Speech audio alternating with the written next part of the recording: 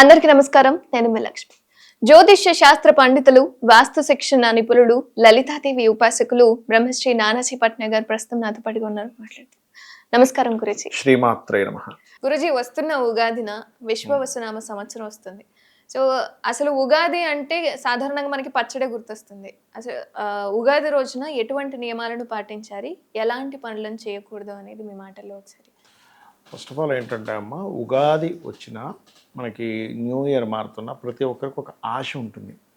ఈ సంవత్సరం నుంచి అయినా నాకు బాగుంటుందేమో, ఈ సంవత్సరం నుంచి నాకు ఏదైనా మార్పు వస్తుందేమో.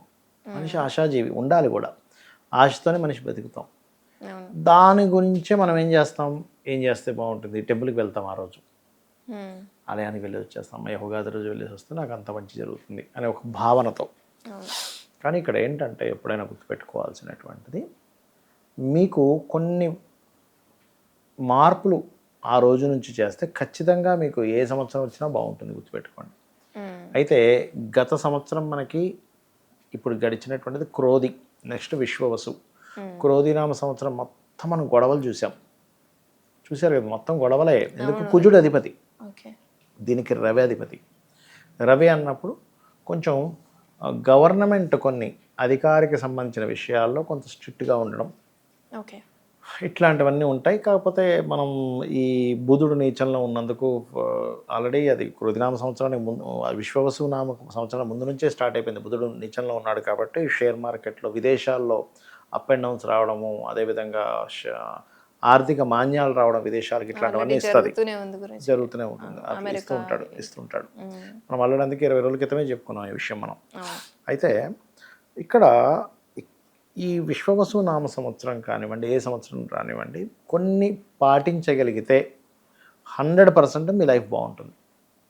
ఏమిటది అంటే, మనము ఎప్పుడూ కూడా లైఫ్ బాగుండాలంటే ఏమిటి, ప్రతి ఒక్కరూ 4 రూపాయలు ఎక్కువ సంపాదించుకోవాలి, ఒక మంచి ఇల్లు కొనుక్కోవాలి, ఒక మంచి కారు కొనుక్కోవాలి, లైఫ్ పార్ట్నర్తో లేదా కుటుంబ సభ్యులతోనో రిలేషన్స్తోనో ఆ రిలేషన్స్ బాగుండాలి, అప్పులు పాలు అవ్వకూడదు, ఆరోగ్యంగా ఉండాలి. ఇవే కదా ఎవరికైనా కావాల్సినవి. ఇంతకుమించి ఏముండదు. ఒక మంచి పేరు రావాలి. ఇవన్నీ రావాలి అంటే మీరు నిత్య పూజ చేయాలి, గుర్తుపెట్టుకోండి. ప్లానింగ్ ఒకటి చేసుకోవాలి. ఇప్పుడు ఇద్దరు స్టూడెంట్స్ ఉంటారమ్మా. ఇద్దరు స్టూడెంట్స్కి ఒకే సమయం ఉంటుంది స్కూల్ నుంచి ఇంటికి వెళ్ళాక. అందులో ఒక వ్యక్తి మెరిట్ అవుతున్నాడు, ఒక వ్యక్తి ఒక క్వశ్చన్ కూడా నేర్చుకోవట్లేదు. అంటే అర్థం ఏమిటి, ఇక్కడ ఇద్దరికి ఉన్న సమయాన్ని ఒక వ్యక్తి బాగా వినియోగించుకున్నాడు, ఇంకో వ్యక్తి ఆ సమయాన్ని వినియోగించుకోలేదు. Planning is most important. నేను ఉదయం నిద్ర లేచినప్పటి నుంచి అసలు ఏం చేస్తున్నాను, ఉదయం తెల్లవారుజాము నిద్ర లేచినప్పటి నుంచి నేను ఎట్లా ప్లాన్ చేసుకుంటున్నాను లైఫ్ని, ఏ సమయం నుంచి ఏ సమయం వరకు నేను నా అప్డేట్స్, అంటే నేను ఎదగడానికి నేను అసలు ఏం అప్డేట్ అవుతున్నా, లాంగ్వేజ్ నేర్చుకుంటున్నానా, నా స్కిల్స్ పెంచుకుంటున్నానా, సోషల్ అసలు ఏం జరుగుతుందో తెలుసుకుంటున్నానా, కొత్తగా ఏదైనా నేర్చుకుంటున్నానా, అసలు ఇవేమీ చేయకుండా నాకు డేట్ మారగానే మా లైఫ్ మారిపోవాలంటే మారదు. ఎందుకు మారుతుంది చెప్పండి? మీ మార్పు ఎట్లా వస్తుంది? మీరు చేసే జాబ్ వల్ల, మీరు చేసే వ్యాపారం వల్ల, దాని నుంచి పొందేటువంటి ఆర్థిక ఎదుగుదల వల్ల మీ లైఫ్ మారుతుంది. అంతే కదా? అదర్వైజ్ ఎట్లా మారుతుంది చెప్పండి? మారదు. అంటే ఏమిటి, దానికంటే ఒక ప్లానింగ్ ఉండాలి.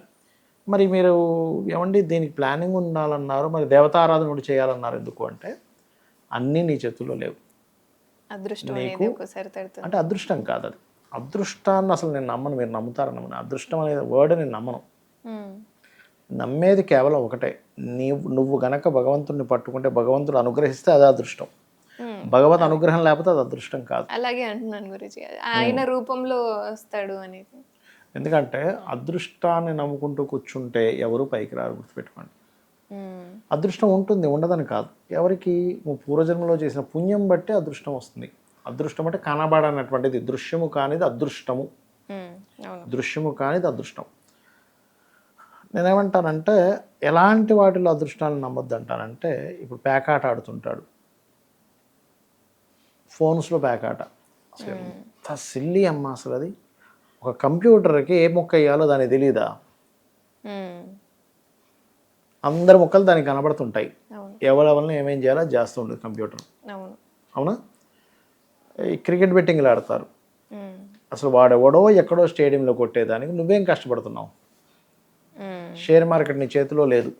అవును. అది వీటితో డబ్బులు పోగొట్టుకోవడం, వీటితో డబ్బులు పోగొట్టుకోవడం, ఇవి ఆడేటప్పుడు దేవుణ్ణి మొక్కుకోవడం, డబ్బులు రాలేదని దేవుణ్ణి నమ్మకం మానేయడం. మానేసి ఈ సంవత్సరం నాకు బాగాలేదు అని అనుకోవడం. ఇది జరుగుతున్న విషయం ప్రపంచంలో.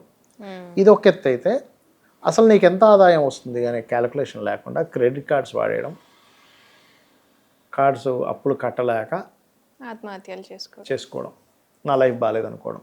అసలు నీకు క్యాలిక్యులేటివ్గా ఉండాలి. మనకి శాస్త్రాల్లో ఏం చెప్పారంటే, ఒక గృహస్థు అంటే ఫ్యామిలీ పర్సన్ 1 year వరకు అతని దగ్గర డబ్బులు ఉండాలట. అంటే 1 year వరకు ఏ పని చేయకపోయినా పోషించగలిగేంత ధనం ఉండాలట. అంటే ఉదాహరణకి మీకు నెలకు ఒక 20,000 ఖర్చు అవుతుంది అనుకుందాం, లేకపోతే ఒక 30,000 ఖర్చు అవుతుంది అనుకుందాం. 1 year ఎంత 12 నెలలు, 312 36, అంటే 3,60,000 మీకు బ్యాంకులో ఉండాలి. అప్పుడు మీకు మధ్యలో ఏదైనా ఉద్యోగం పోయినా, ఏదైనా ఒడిదుడుకులు వచ్చినా మీరు టెన్షన్ పడరు. ఇవాళ రేపు జరుగుతుంది ఏంటి, అసలు మీ ఆదాయం ఎంత వస్తుందో చూసుకోకుండా క్రెడిట్ కార్డులు వాడేసి ఫస్ట్ వీక్లోనే డబ్బులు మొత్తం అయిపోయి మిగతా 3 weeks అంతా మళ్ళీ అప్పులు చేసే పనిలో ఉంటూ, ఎక్కడ ఉద్యోగం పోతే ఏమవుతుందో అనేటువంటి భయంలో బ్రతుకుతున్నాం మనం. అంత ఇన్సెక్యూరిటీలో ఉన్నప్పుడు నువ్వు అసలు ఎక్కడ ఆనందంగా ఉన్నావు? ఫస్ట్ నువ్వు ఈ మైండ్ సెట్, ఈ క్యాలిక్యులేషన్ సెట్ చేసుకోవాలి. అలా సెట్ చేసుకోకపోతే నీకు ఏ సంవత్సరం మారినా ఏ ప్రయోజనం ఉండదు. ఇవి సెట్ చేసుకుంటూ మీరు ఉగాది రోజు ప్రత్యేకంగా ఏదైనా ఒక ఆలయానికి వెళ్ళి ఉగాది పచ్చడి ఎందుకు చేసుకుంటామంటే, నీ జీవితంలో అన్నీ ఉంటాయని చెప్పడం. చేదు, తీపి, వగరు అన్నీ ఉంటాయి నీకు అని చెప్పడం ఒక ఎత్తు. ఆ రోజు ఉగాది పచ్చడి తిన్నప్పుడు నీ బాడీలో ఉన్నటువంటివి ఏవైతే రోగాన్ని కలిగించేవి కొన్ని ఉంటాయో, ఆ రోజు తిన్నటువంటి ఉగాది పచ్చడి నీకు వాటిని బయటకు తీసేస్తుంది. రెండవది ఏంటంటే, ఇక్కడ నిత్యము దీపారాధన చేసుకోవడం నేర్చుకోగలగాలి. కనీసం ఈ ఉగాది నుంచి అయినా ఉదయం సాయంత్రం 5-10 నిమిషాలు అమ్మ పూజ చేయడం, పంచోపచార పూజ 10 నిమిషాలు చక్కగా అక్కడ అలంకరణ చేసుకొని, లం పృథ్వీ తత్వాత్మనే గంధం పరికల్పయామి, గంధాన్ని, పుష్పమన్ని, ధూపము, దీపము, నైవేద్యం. ఎంతసేపు అవుతుంది? కనీసం ఒక్కసారైనా చేయి. పొద్దున్నే మీ ఇంటికి దగ్గరలో ఏ ఆలయం ఉందో, నియరెస్ట్ ఆలయం ఏదో చూసుకుని ఆలయానికి రోజు వెళ్ళి వస్తుండవు. వారానికి ఒకసారి గోశాలకు వెళ్ళు. పితృదేవతల కోసమని ప్రతి సంవత్సరం అమావాస్య నాడు స్వయంపాకం ఇవ్వు మీ పెద్దల కోసమని. నీకు డబ్బులు ఖచ్చితంగా నీకు లైఫ్లో బాగుపడతావు, అందులో ఎటువంటి డౌట్ లేదు. పేదవాళ్ళకు ఉన్నప్పుడు అప్పుడప్పుడు ఏదో ఒకటి కొనివ్వు. మీ కింద పనిచేసే వాళ్ళకి కావచ్చు, రోడ్డు మీద ఎవరో ఉంటారు పాపం, రోడ్డు మీద తిరుగుతున్న సిగ్నల్స్ దగ్గర వాడికి ఒక డ్రెస్ కొనివ్వు, ఒక 500 పెట్టి ఒక షర్ట్ కొనివ్వు, 200 పెట్టి ఒక టీ-షర్ట్ కొనివ్వు. సాటిస్ఫాక్షన్ వేరే ఉంటుంది నీకు. ఈవెన్ వాళ్ళు తీసుకున్న తర్వాత కూడా వాళ్ళ రియాక్షన్ కావచ్చు, తెలియని ఒక కాన్ఫిడెన్స్ లెవెల్స్ పెరుగుతాయి. ఇవన్నీ ఏం చేస్తాయంటే, ఒకడికి దానం ఇచ్చినప్పుడు ఆ పేదవాడికి నువ్వు షర్ట్ ఇచ్చావనుకోండి, అది ఆ సంతృప్తి ఉంటుంది చూసారు. ఆ సంతృప్తితో నీకు తెలియని 1000 ఏనుగుల బలం వస్తుంది. బలం వచ్చి ఎస్ అంటే నువ్వు ఒకడికి హెల్ప్ చేసేది ఇంట్లోకి వెళ్ళేసరికి ఆటోమేటిక్గా నీకు కాన్ఫిడెన్స్ పెరుగుతుంది. ఎంతసేపు నాకు ఎవడని ఇస్తాడా, దీంట్లో ఉంటే నువ్వు ఎప్పుడు ఇలాగే ఉంటావు, ఇలా ఉంటే నువ్వు ఎప్పుడు ఇలా ఉంటావు. అదేందమ్మా, చిన్న స్టేజ్ నుంచి ఎదిగిన వాళ్ళు లేరా జీవితంలో? 100,000 మంది ఉన్నారు కదా. ఏమీ లేని పరిస్థితి నుంచి, తిండికి కూడా లేని పరిస్థితి నుంచి 1,000 కోట్లు సంపాదించిన వాళ్ళు ఉన్నారు. అలాంటి వాళ్ళ చరిత్రలు చదవాలి. ఈ ఫెయిల్యూర్ అయిపోయి ఏమీ లేదు, మార్కెట్ లేదు, దేశం పాడైపోయింది, ఇంతే ఇలాంటి మాట్లాడుకునే బ్యాచ్ నుంచి ఫస్ట్ దూరంగా ఉండాలి. మనం ఏ సర్కిల్లో ఉంటే అందులోనే తిరుగుతూ ఉంటాం. ప్రయత్నం చేయండి, ఫెయిల్యూర్ అవుతాం, దాని నుంచి ఒకటి నేర్చుకుంటాం. ఒక వ్యాపారం పెట్టాం, పార్ట్నర్స్ ద్వారానో మనం చేసే ప్లానింగ్ ద్వారానో ఏదో ఫెయిల్యూర్ అయింది, ఫైన్. ఫెయిల్యూర్ అయినంత మాత్రాన మనిషి పూర్తిగా లైఫ్ మొత్తం ఫెయిల్ అయిపోయినట్టు కాదు. అక్కడి నుంచి ఒక కొత్త విషయం నేర్చుకున్నట్టు మళ్ళీ స్టార్ట్ చేయి. మనకి ఎప్పుడు కూడా ప్రయత్నం చేస్తుంటే ప్రయత్నానికి కూడా దేవత ఉంటుందమ్మా. ఇది చాలామందికి తెలియదు. ప్రయత్నానికి కూడా దేవత ఉంటుంది, ఆ దేవత మనకు సహకరిస్తుంది. ఇలా చేస్తే ఈ యొక్క సంవత్సరం ఖచ్చితంగా బాగుంటుంది, అందులో డౌట్ లేదు. అంటే ఎలాంటి పనులు చేయకూడదు అంటారు గురుజీ? బద్దకించకూడదు. నేను ఒకటే చెప్తా, బద్దకించకపోతే దానంత ఇంకోటి లేదు. గాసిప్స్ చెప్పుకోకూడదు. చాలామందికి తెలియదు. గాసిప్స్ ఈజ్ దారిద్రం శాస్త్రం చెప్తుంది. గాసిప్ అంటే ఏంటి? మూడో స్థానం. మ్మ్. మిస్కమ్యూనికేషన్. అసలు వాడు ఏం చేశాడో నీకు తెలియదు, వాడు ఎవడో నీకు తెలియదు, ముక్కు తెలియదు, మొహం తెలియదు, వాడి గురించి వీడి దగ్గర మాట్లాడుతూ వచ్చి, అయ్యో మీకు తెలుసా ఆయన అలా అయిందట, ఆవిడ ఇలా అట. అది నిజమెంత అబద్ధం అంత ఏమీ తెలియదు. ఒక చెడు విషయాన్ని అది నిజమా కాదా తెలియకుండా నువ్వు ఇంకోటికి స్ప్రెడ్ చేస్తే దట్ ఈస్ దారిద్రము అని చెప్పింది శాస్త్రం.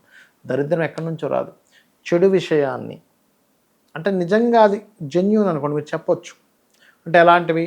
అయ్యో ఆ అబ్బాయి చాలా మంచివాడండి, పాపం పేదవాళ్ళకి పంచి పెడతారంటే మంచి విషయాలు చెప్పుకో. మ్మ్. అమ్మాయి రోజు వెళ్ళి గోశాలకు వెళ్ళి గోలు పెడుతున్నట్టండి, ఈ వీధిలో ఉండి కుక్కలందరికీ ఆవిడ బలి పెడుతుంది, ఆ అమ్మాయి బిస్కెట్లు వేస్తుందండి. ఇవి ఎక్కువ పంచుకోరేమో గురుజీ. ఎదుటి అస్సలు చెప్పరు. పక్కన వాళ్ళ గురించి పొగుడుతున్నాము అంటే ఆ వాళ్ళేనా నేను కాదా అని ఆ ప్రౌడ్నెస్ ఉంటుంది, ఆ బాండ్ కానీ అనేది అవే బ్రేక్ చెప్పగలగాలి, అవుతుందేమో అని. అవే చెప్పగలగాలి.